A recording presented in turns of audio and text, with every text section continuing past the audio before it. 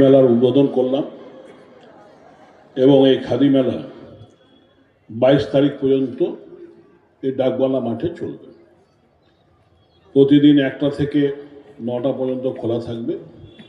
রবিবার এবং ছুটির দিন 12টা থেকে 9টা পর্যন্ত খোলা থাকবে।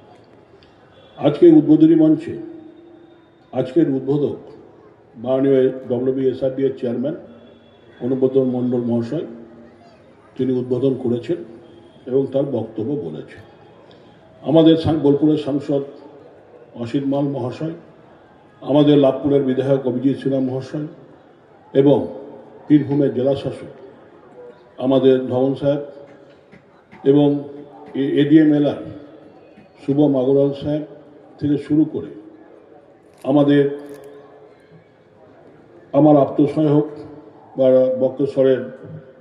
বক্রেশ্বর উন্নয়ন পরিষদের ভাইস চেয়ারম্যান চন্দ্রনাথ ব্যানার্জি এবং শিক্ষা সেলের প্রেসিডেন্ট প্রলয় নায়ক, আমাদের জেলা পরিষদের কর্মাধ্যক্ষ বিশ্ববিজয় মাড্ডি এবং বোলপুরের পঞ্চায়েত সমিতির সভাপতি হানিফ ভাই থেকে শুরু করে ইগলাম বাজারের পঞ্চায়েত সমিতির সহসভাপতি দুলাল রায়, এছাড়াও আমাদের ভাইস চেয়ারম্যান ওমর শেখ এবং প্রায় প্রতিটি কাউন্সিলর সে 1 নম্বর থেকে 22 নম্বরের মধ্যে সবাই এখানে এসে উপস্থিত হয়েছে এই মেলাটাকে আকর্ষণীয় করার জন্য।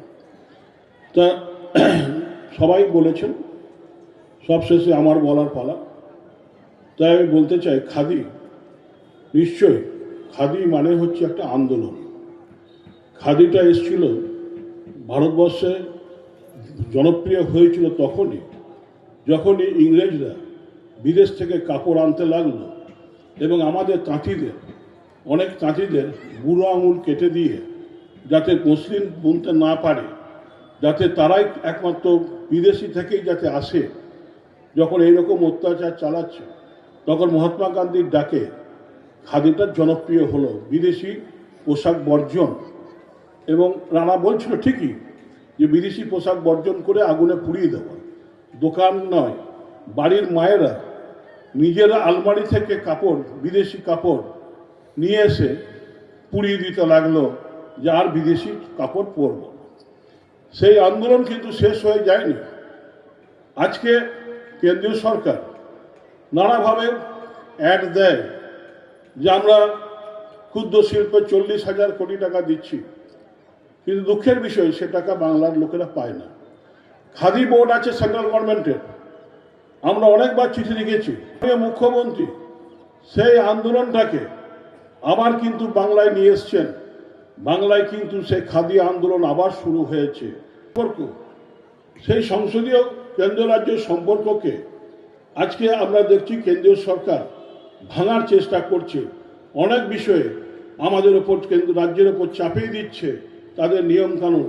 তার বিরুদ্ধে আমাদের মাননীয় মুখ্যমন্ত্রী সবসময় বলছেন, চিঠি দিচ্ছেন, সে আন্দোলন কিন্তু এখনও চলছে। তাই আসুন, এই খাদি মেলা চলছে। আর আমাদের বীরভূম জেলার ঐতিহ্য, এই খাদি যে সেন্টার প্রথম হয়েছিল আমাদের বীরভূম জেলার যে একটা সেন্টার মোরারোয়ের জাজিগ্রাম অঞ্চলে, এই জাজিগ্রামে, সেখানে লালবিহারী সিং উনি করেছিলেন। সেখানে মাননীয় আমাদের মহাত্মা গান্ধী 2বার গেছিলেন খাদি আন্দোলনটাকে এগিয়ে নিয়ে যেতে, এবং বিশ্বভারতী শান্তিনিকেতন তিনি 2বার এসছেন কি 3বার এসছেন। তিনি আমাদের রবি ঠাকুরের আশীর্বাদ নিতে এবং তার সঙ্গে আলোচনা করে কিভাবে আন্দোলনটা ভারতবর্ষে ছড়িয়ে দেওয়া যায় এই ব্যাপারে অনেকবারই এসছেন।